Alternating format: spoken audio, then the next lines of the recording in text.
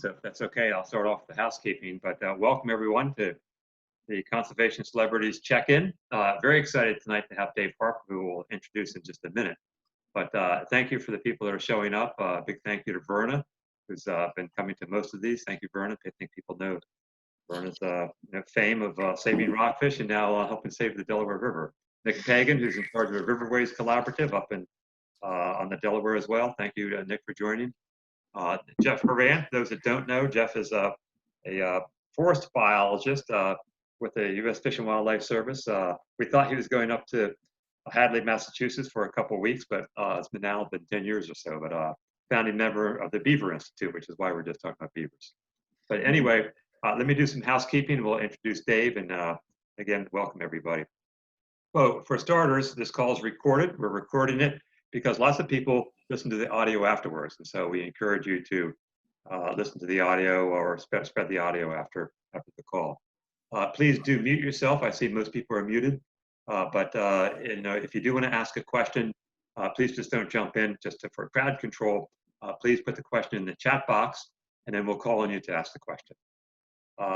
Also, if you're not a Upstream Alliance subscriber, which means that you did not get the announcement for this, which I think everyone probably did, but if you're not and want to become one, we believe in quality, not quantity. In the chat box, email or chat with Erica, and she'll sign you up. And finally, just kind of a very quick introduction to Upstream Alliance. I think everyone knows that we typically do outdoor experiences. We do that in partnership with institutions. We do that around our three major issues of clean water, coastal resilience, and public access.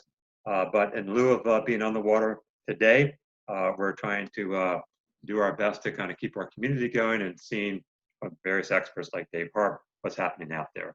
So that's the housekeeping. I'll stop there and let me introduce Dave. So I've often made fun of introducing Dave as the Bay's best color photographer in history. And every time I say color, he laughs. And so for the public record, I actually want to correct that. Dave is the history of the Chesapeake, and there are some great photographers we all know, Audrey Bodine, quite a few others. But Dave is the best photographer, black or white or color, in the history of the Chesapeake. He's captured it. And if you don't believe me, at the end of the call, you will believe me, trust me. So Dave is, when I first met him, Dave, of course, was a staff photographer for the Baltimore Sun. And, we graced not just the newspaper, but also the magazine. And then at that point, he kind of went to freelance, and at freelance, he and Tom Horton started producing a number of books, and also has been featured in quite a few publications you saw in the email. So we're honored to have Dave been part of our life to capture the images that, we go out and we see these things, and all of a sudden we see Dave's images, and he captures them so beautifully. It's not a question of like making it look like it. He makes it feel like that, and that's what a real photographer does, I think. So Dave, thank you for tonight, and I'm excited you're here. Well, thanks, Don. I'm very pleased to be here. It's good to see all my friends on the screen. I know just about everybody here. I've been working a little bit with the Maritime Museum in St. Michael's for a year-long retrospective of my work that's going to start on the September 24th, and it's forced me to look back at what I've done over the years and to take like 50 years worth of photography and millions of photographs and get it down to about 50. And I'm going to go through some of those photographs that are in this show and some that aren't, but mostly the ones that are in this show. Talk a little bit about them. I certainly welcome questions. Now let me just I'm going to share my screen and just get started, and then we can go.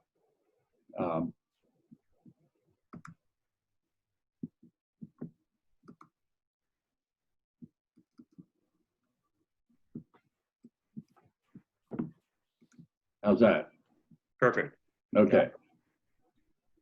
This is sort of my, not my philosophy, but this is how I think about photography as an art of observation. This is a quote from Elliot Erwitt, who was a very prominent photographer. about finding something interesting in an ordinary place. I don't think that Chesapeake Bay is an ordinary place. I think it's an extraordinary place. But it's little to do with the things you see and everything you do with the way you see them. So that's been my guiding light for a long time.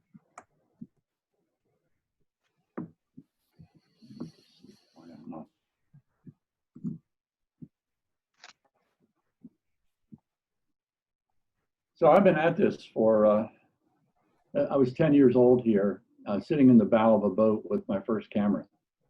So it'll give you an idea of what photography means to me. My dad was a newspaper editor and an amateur photographer. And when the day that John Kennedy was assassinated, I was a junior in high school, and I walked into the newspaper where my dad worked, where he was the managing editor. And I said, I'm just going to stay here until you go home. And I called my mother and said, I'm with Dad. And that whole evening, I carried photographs from the wire machine to the newsroom, and pretty much decided right then that I wanted to be a photojournalist. And I've stayed true to that, even though I was an English major in college. But you know, I've stayed true to the photography. About 5 years ago, I started thinking about getting this body of work down to some manageable number. And I went through all my, this was in the digital era, of course, and I went through all of my photographs, filing cabinets full, and started throwing them out and just getting it down to a small number of important images. I went through, I think, almost 10 contractor garbage bags full of slides that are in a landfill here in Dorchester County. But you know, there's plenty that remain. And I started just a few years out of college. I went around and went to Cambridge and Tillman and started knocking on hulls of boats of the skipjacks and said, I'd like to go out and I'd like to sail with you and do some photographs. And the captain said, one of the captains said, well, you know, we leave at 4 a.m. and we get in about 4 p.m. and it's going to be cold. And I said, fine. And so I started going with these guys. And these first few photographs are old Tri-X negatives. I had 1,100 negatives that I had digitized, and about 70 of them are going to be projected on a scrim in the show, so you can sort of walk around it. It'll be pretty interesting. Jim Croner, who's the designer for the show, is really really good. And I think he's new to the museum, or relatively new, and this is one of the first shows he's done. So I'm looking forward to working with him.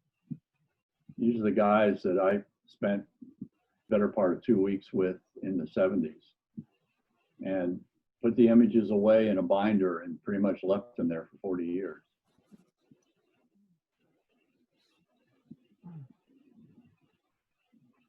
This is the Rebecca Ruark with Emerson Todd at the wheel. It was his boat then, with 120 bushels of oysters heading home to Cambridge.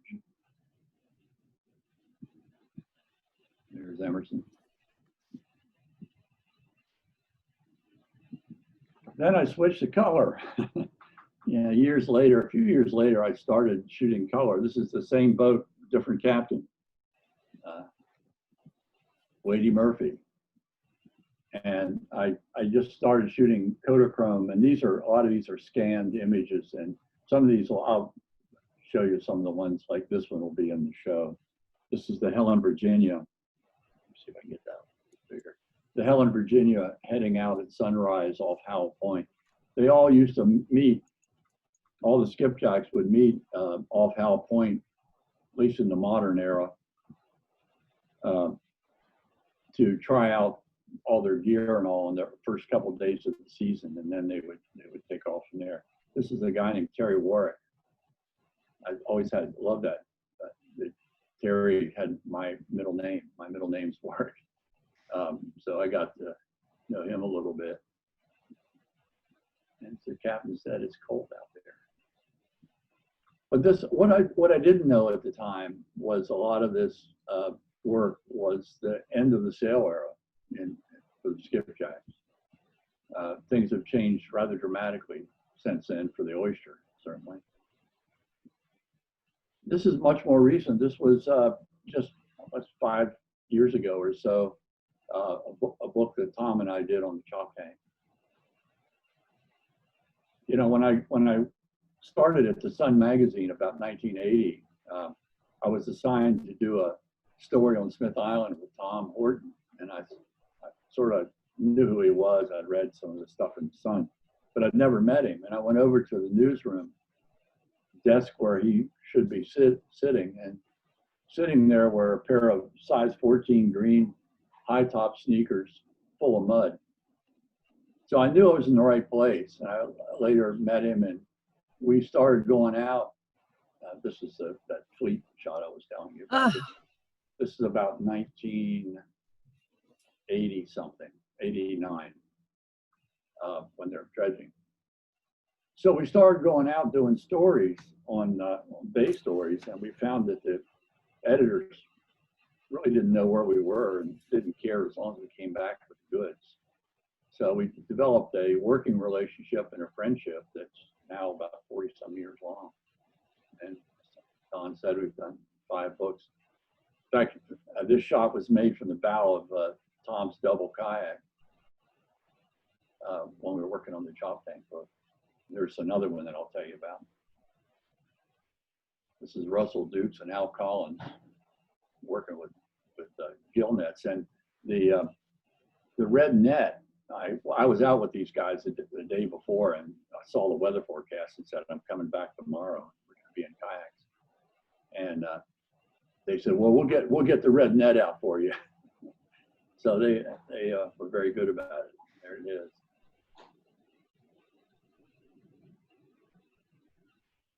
This is another image. This is from just Bill James, crusty old waterman from Cambridge. There's the river. There's the Route 50 bridge in the background.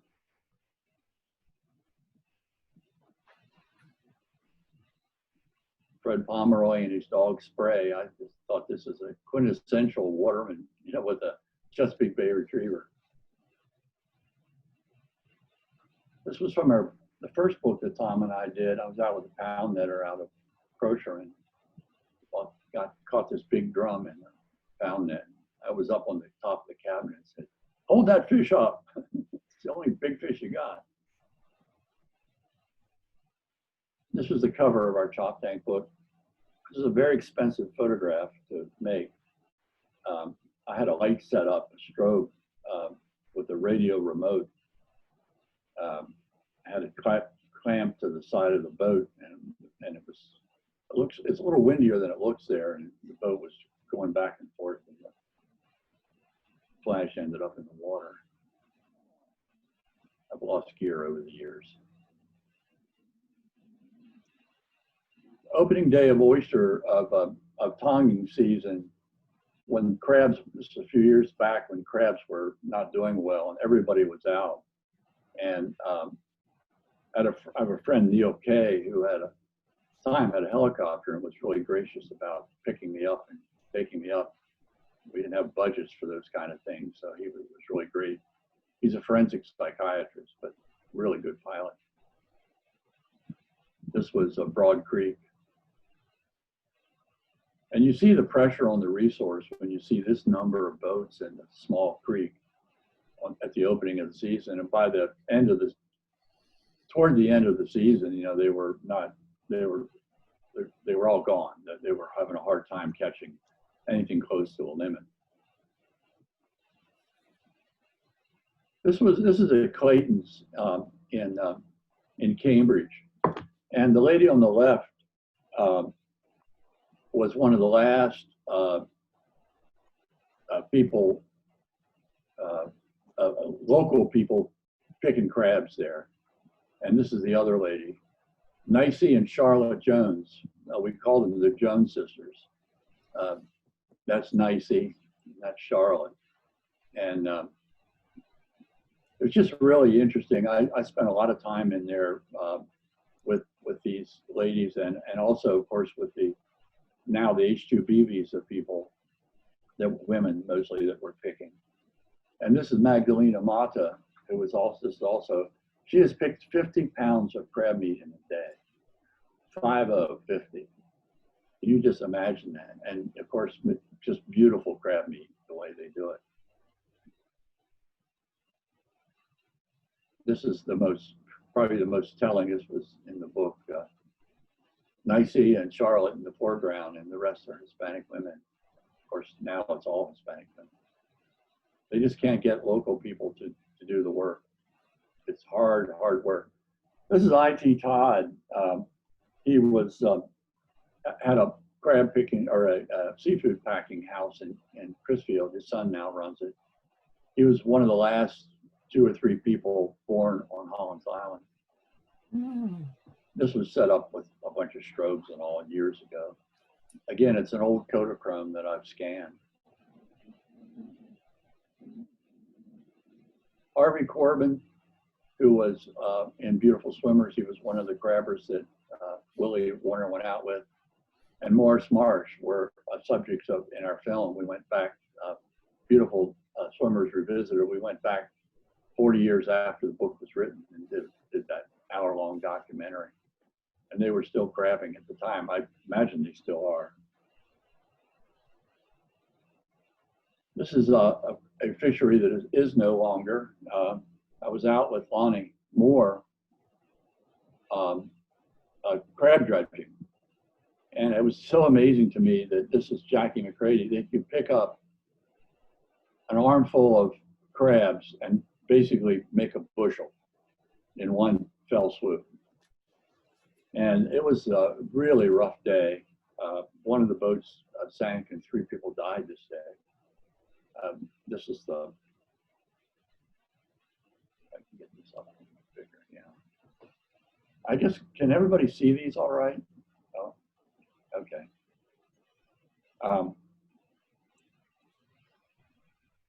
Harvey Corbin from Smith Island, just portrait. I like the color and gesture of this. So here is another chop tank image of oyster aquaculture, and just the scale of it. Right there is Bubba, who was tending the pots. You can see the dark pots. He had flipped them over. They flip them over because they foul. So now this is a different kind of aquaculture than cages in the water column. But I just like the design of, the pattern of this and the scale of it. It's just so amazing. This again was from a helicopter. I'm using a drone now. Whoops, we already went through now. I'm using a drone now, but it's not quite the same as shooting from a helicopter. You have so much more control, I think, from a helicopter. Drones are nice for low altitude, like 50 feet, 75 feet. Rockfish and pound net on the Nanticoke River for a book on the Nanticoke. Snapping turtles. There's a guy named Carricker who catches these snapping turtles up on these marsh guts up in the and creeks up in the upper chop tank in the pike nets. David Laird in a boat that his father had built. Davy's in his 80s and the boat's in its 80s. There it is, Scotty Boy. I think Davy's still crabbing. Mm.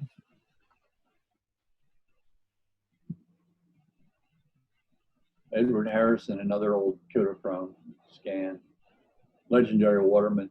What I like about this are those forearms. I mean, these guys were pulling in these scrapes. He was about 80 here, and pulling in these scrapes full of grass and crabs. And he went overboard toward the end of his life when he was still scraping. But went overboard and got caught up in his scrape, and he was being pulled by the boat.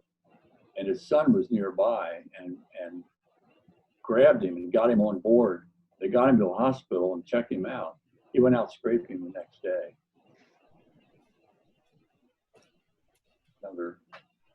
This is where I set up these remote flashes and radio remotes to make it. Edward Jones on Smith Island, one of the few trot liners on Smith Island, but when a boat sort of held together by paint. Elihu Abbott, looking like a great blue heron getting ready to pounce on a fish. This is Robbie Willie and his daughter Samantha. He's a muskrat trapper. This photograph was thrown out of the show. We decided not to put this one in, but there is one which I don't have right here of him in his fur hut, portrait of him.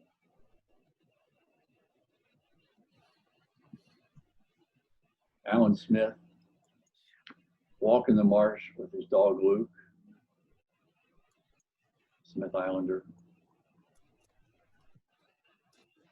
Don's nephew, Michael.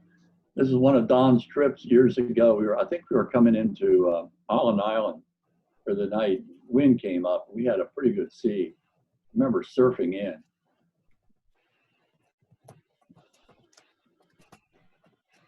Irish Creek.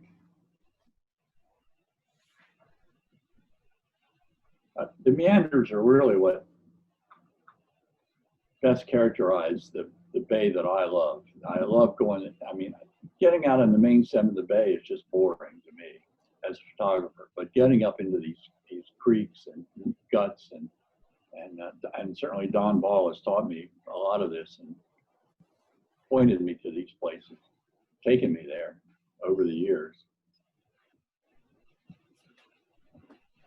God, you missed some incredible shots. The butterfly migration of the monarchs. This was one of these situations where Tom called me. He was always calling me. He always still does. He says, "Boy, you missed a great shot." and he just called me from his hospital bed a couple days ago because a tree fell on him when he was bicycling, and he's okay. But give me a minute. I have to figure out. He called me and said, "You missed a great shot, Harp." And then he told me that a tree fell on him while he was bicycling.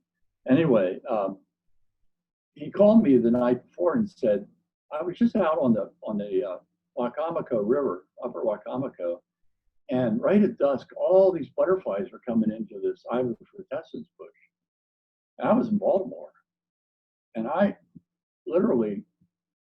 said, I'll be down. I'm coming down. Let's go out to sunrise tomorrow. So we did that. I went down and slept on his couch.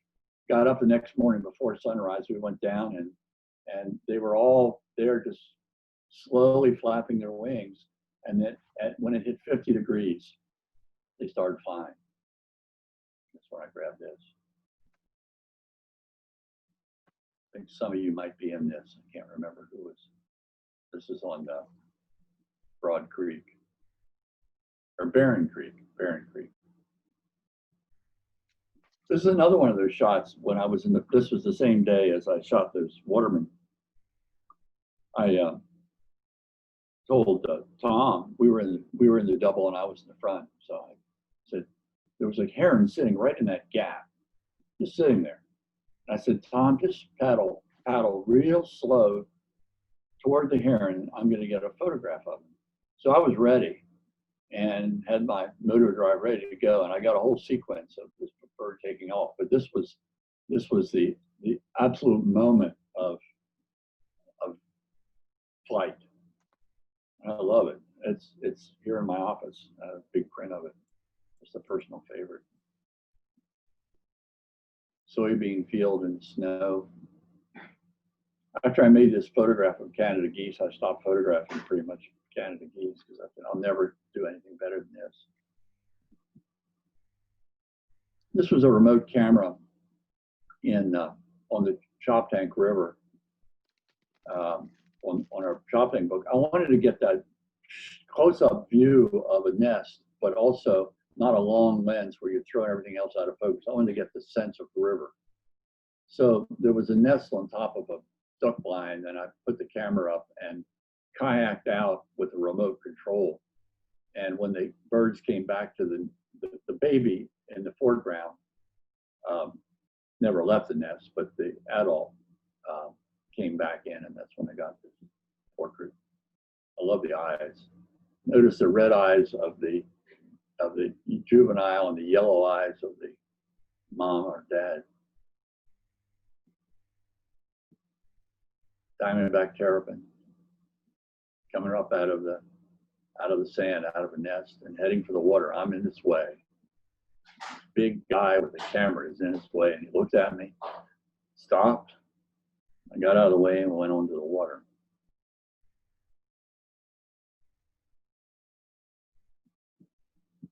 Needle rush. This was actually, I was doing a workshop, I think for the Bay Foundation, but down at Bishop's Head in the wintertime, and had a long lens, and this beautiful sunlight hit the grasses in the morning, and there was no wind. Wind is sometimes my enemy. Shots like this, as green heron.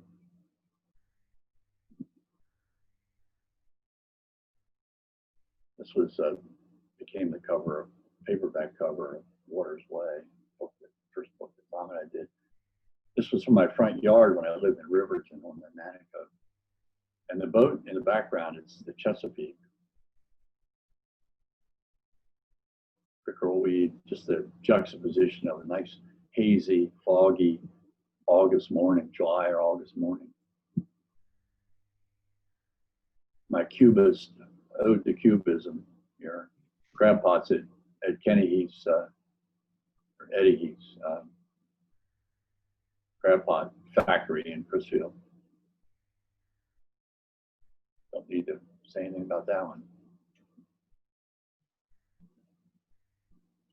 Net maker down in Croner, a dying breed. Visiting Ed Dryden on a snowy day and looked out his backyard, and this is what we saw. The last house on Holland's Island. I shot it at a low angle when you could still walk anywhere near it. Of course, it's gone now. Here it looks like from the air. It's pretty bizarre to see that house sitting out there in the water at high tide. The graveyard's there. There were birds there for a while. There was a real little rookery for egrets and some herons, but all the trees are gone now, and the island is slowly, or quickly actually, washing away. And this was the winter solstice about 5 years ago. All the trees that you see now are down, they're gone. It's now just a big overwash. We go there every year, a group of us, for the winter solstice, camp out. I thought this was interesting. This was on the north end of Holland Island, I don't know how many years ago, probably 20, 25 years ago, when all this is gone now. This whole, everything you see is gone. But this gravestone was sitting on the beach, and we wiped it down to see what it said. This guy was 71 years old in 1828. He was born in 1757, before this country, before the Declaration of Independence.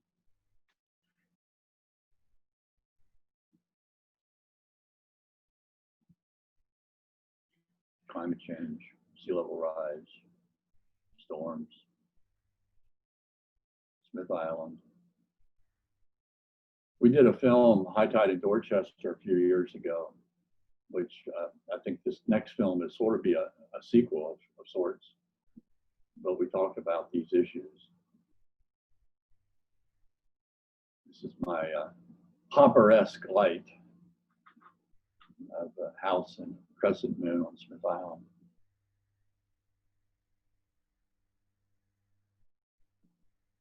Fire, sea level rise, burning the marsh and sea level rise, and just southern Dorchester will be gone.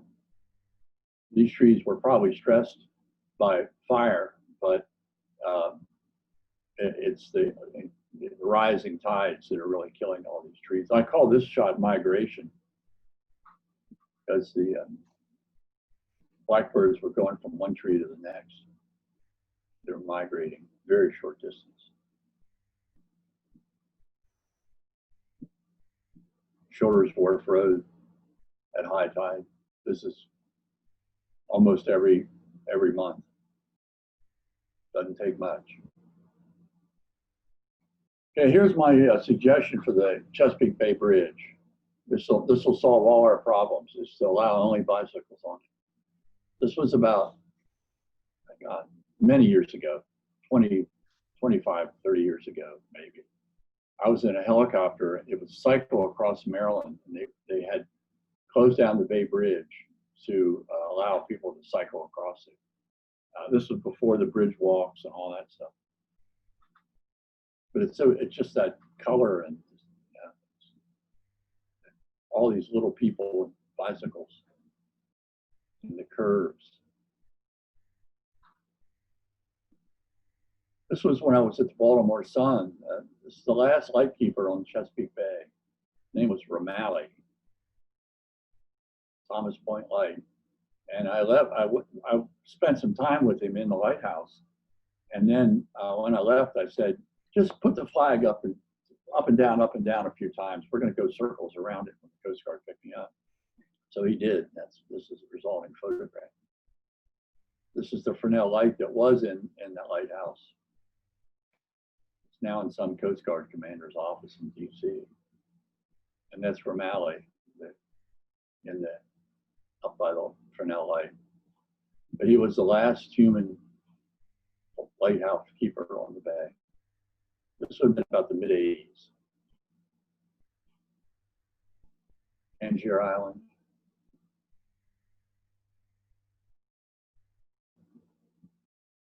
Choptank River. Ice, remember ice? Remember when we used to have winters?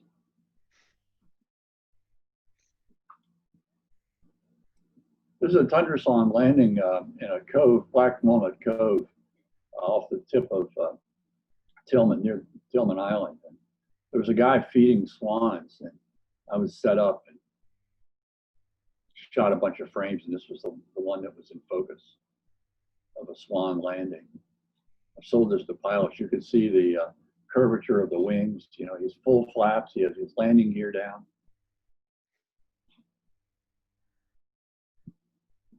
You can see I sort of have an affinity for snow. I just like what it does, what it adds to. And I like winter. Winter light to me is the most beautiful light of the year. The warmth of a winter light and the long shadows. Of course, this day there were no shadows. This was down at Shanks Island. Don, how are we on time? We could, I 5 guess, more minutes. Yeah, 5 more minutes. The good news is that your show is going to be up for a year at the Chesapeake Bay Maritime Museum, but I know people have questions, Dave, so. Okay, yeah, okay, I'm going to just go through. How can they take these photographs themselves? But anyway, go ahead. Slow shutter speed. This is Shanks Island, Royal Tern Rookery.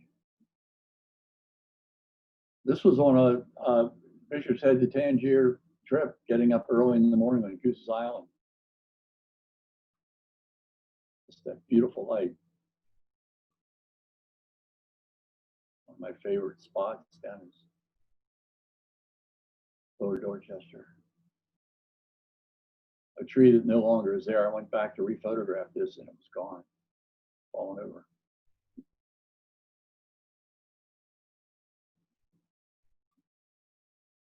Do this one real quick. Gives you an idea. Isn't that amazing to see that number of snow geese, and that the fact that they turn on a dime and they never hit each other. I don't know how they do it.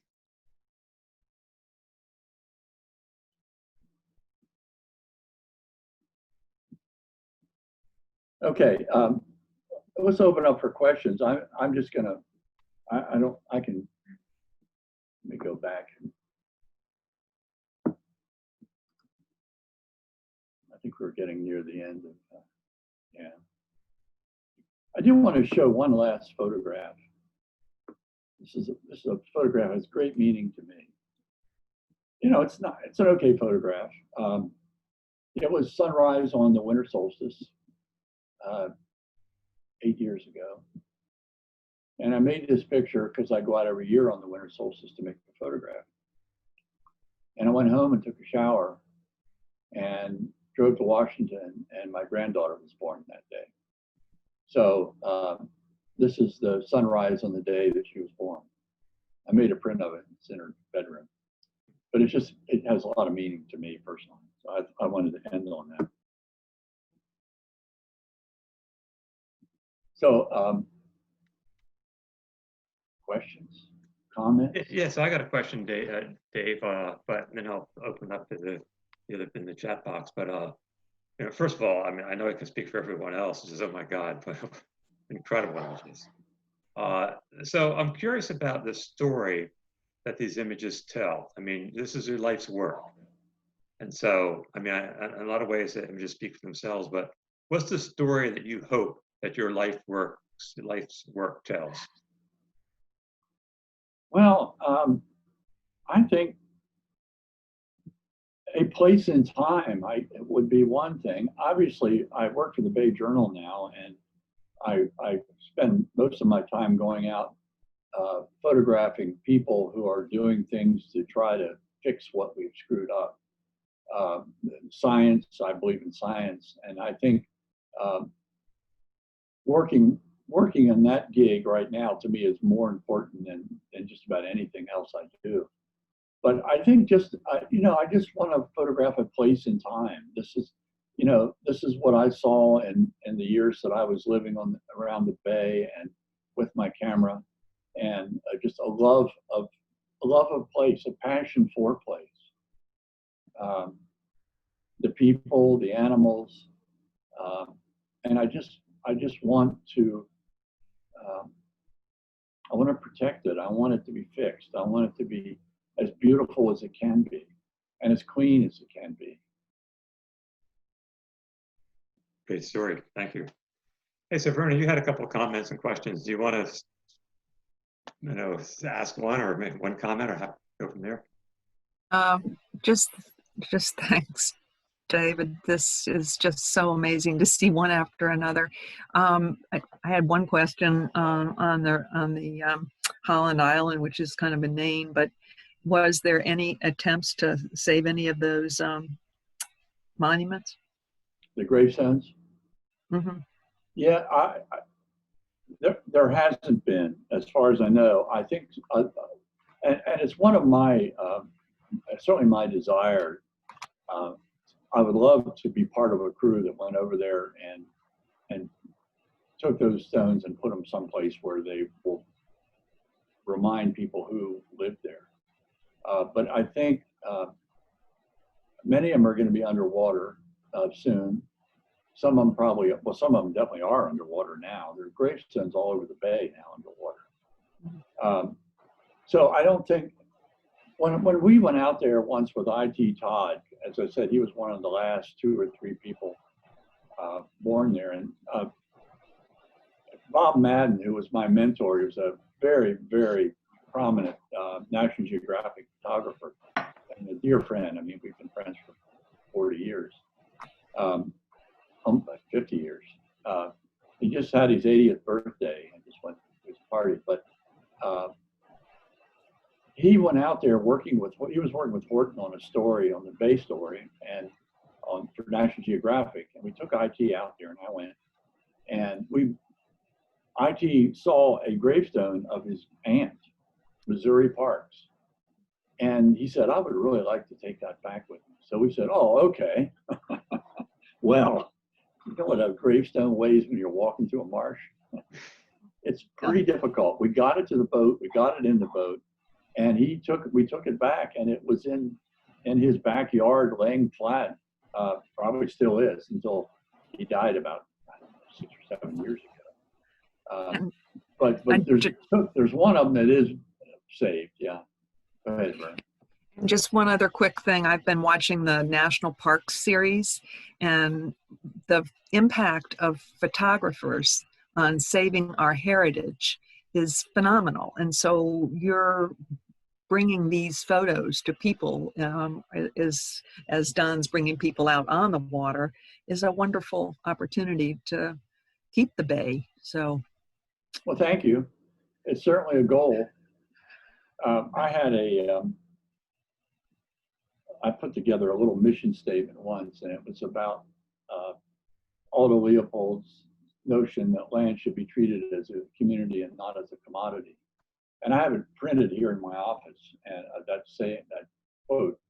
And I said that, you know, no place quite like the Chesapeake has conspired for the flora and the fauna and the people to make that community, and that community is so important. And to me, the great blue heron is part of the community, and the fish are part of the community. And, you know, just like we people are, it's what we do with it. Hey, Caroline, you asked a question about fire and also had a comment. Do you want to pipe in? You're on mute, Caroline.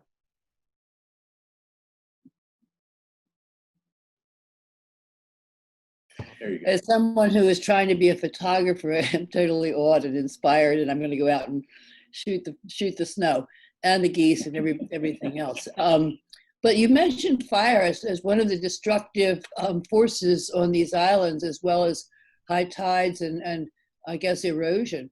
Are those fires being set by people, or are they lightning, or what's causing the fires? Well, they are prescribed burns, and they aren't on the islands. They are mostly like in places like Blackwater, and they're burning off the grasses. I don't really know why. I guess Don or anybody else here can chime in, but I know that they were burning them so that the muskrat trappers had a little bit easier. They could see where the lodges were, and they could move across the marsh. But they burn them every couple of years, and they burn off so that you don't have succession, so you don't have woody debris, and it just keeps the marshes in grasses. And it's just a land management tool then, according to the people who are so enlightened. Yeah, I guess, you know, to some it's a management tool, and to others it's a real problem. But I've been out with them, and I've been out on the burn team, and you know, they have a plan. They know why they want to do it, and there are some people who disagree. Yeah. And the final question I had, your book, the first book, that's Water's Way? Yes. Good, I have it. I will have to go back and look at it again. Thank you. Yeah, you have to take a look at the very last photograph, the last page of the book, Caroline. So. Oh yeah, yeah. Julia Teal Ball. Yeah, please do, Caroline. It's a great shot. It's Julia kissing a fish. So Dave, this is Jeff. So this was just beautiful to Thank you. And you know, it's a little sad to look at too, but the light all still remains. All those tributaries, they're still there. But so I'm curious, you know, what's your next project? I mean, you know, you have to get through this show. Obviously, that's like you said, it's a life's work. But I know but there's still more to come. So, is there a next project? I know artists always have a next project. Well, I think Like a Watershed is the next thing. I plan to spend the better part of a year working on that, and you know, it's so important to tell the story of water, of how water moves on the land, how it should move, and how it should move if we want to save this wonderful estuary. If we want to fix it up, it'll never be what it was like 1,000 years ago, but we can make it better. And I think we're just forming this film now. We just have a rough treatment, which I'd be happy to send to you. And we're going to start doing interviews, including Grace Brush. I don't know if those of you know Grace, paleobiologist who looks back 5,000 years of what was here, and of course what beavers have done, you know, hundreds and thousands of years ago, what building a parking lot does. In fact, we're supposed to get a lot of rain. I'm going out to the Walmart parking lot and film it. Maybe Thursday night, Friday morning. Get started. We're also working on a film on San Domingo, which is an African-American community, but in Wicomico County, and they're lovely people, and we started about a year ago, but COVID has sort of slowed us down on that one because we can't do what we really need to do. So we'll get it done, but we haven't finished that one yet. So we got to finish that, and working on a film for Ann Swanson on the 40th anniversary of the Chesapeake Bay Commission. That's just a little 5-minute job. But Think Like a Watershed, I'm really charged for that. I'm going to look forward to that. And of course, Bay Journal. The new Bay Journal design. The next issue you get will look very different than every issue before that. It's going to be completely redesigned. The July-August issue, and our website was just redone. So we're on a real roll with the Bay Journal. I think you'll all notice a big difference.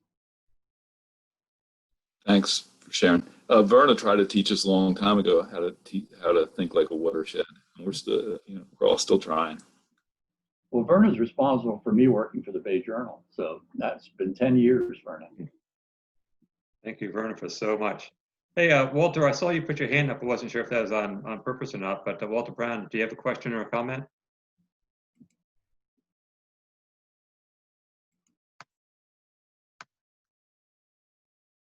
Okay, it looks like me. I'm not sure if it was or not. So Dave, one final question from me, and then maybe there's one time for one more question, then final thoughts from you. But you spent a lot of your life photographing the watermen. What's the story there? What's the story that you've seen, and where is that going? That's a hard question for me to answer, Don. I started with the watermen on Smith and Tangier Islands, whom I photographed a good bit, especially Smith Island, and of course with Lonnie on Tangier. In fact, I threw up on his boat a couple of times, at least once, when we had a really rough day. I've sort of worked, I work with watermen occasionally. I see the changes from wild caught oysters to aquaculture. I've covered all that for the Bay Journal. To me, they're a part of the equation, and they're an important part of the equation. They're part of certainly the culture that we're used to. The culture of crab and oyster and rockfish is absolutely essential to me.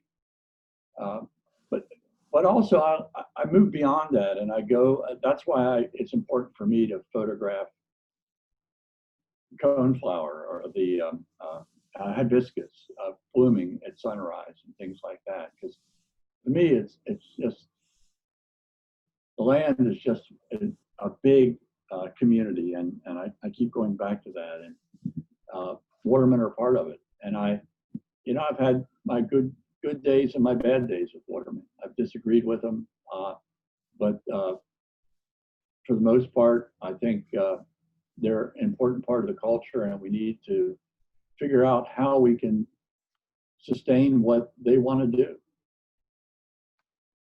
I'm not answering your question. No, I mean it's a tough question. I sorry to flip it your way, but thank you for the answer. Sorry. Hey, so I think we're kind of at that time. We've promised people 45 minutes, and really appreciate it. It's well worth going overtime. But wanted to see if you have any last thoughts, Dave. Well, I just want to thank everybody. So many of the people on this call have been responsible for me to be out there. Being there is 99% of observation. Obviously, I can't. If I sit in my office here, I don't get anything done except look at the computer screen all day. So I appreciate I appreciate the support for the films, the support for the books, but more than that, I'm sorry that this COVID thing has really screwed us up. But getting out with it and enjoying these places together as part of a community of friends, to me it's why it's what keeps me going. And I hope we get back to that. Photography is just part of it. You know, it's getting out and seeing it and experiencing it and feeling it, as Don said. I mean, to me, that's part of it. I sometimes think you can will a photograph to be good. That there's something in it that's beyond just pointing the camera. Two people can point the camera and get totally different results at the same time. I don't know why, but it happens. That's a fascinating point right there. Well, Dave, you know, obviously this is incredibly graceful art and a compelling story you've told through your life, and we're really, really happy you shared it with us today. So how about a hand for Dave? Thank you all very much. Good to see everybody. Yeah, just to give another plug, so the exhibit, the Chesapeake Bay Maritime Museum, is from September to September, if I understand. So, Well, yeah, it opens September 24th, and I'm not sure when it's going to end, but it'll be about a year, 10 months to a year. Terrific. We're excited for that. And hey, just stay tuned for next week. We're still working on the celebrity for the program for next week, but please join us. We will have one at 5 o'clock next Wednesday. And so thanks everyone for joining tonight. And a big thanks to Dave Harp for sharing this with all this incredible work. Thank you all so much. Bye. Thank you. Hi, Thank Ginger. you. Hi, how are you? Good. How are you? Swell. Good. That's magnificent. Thanks, Dave. Janet. Thank you, Verna.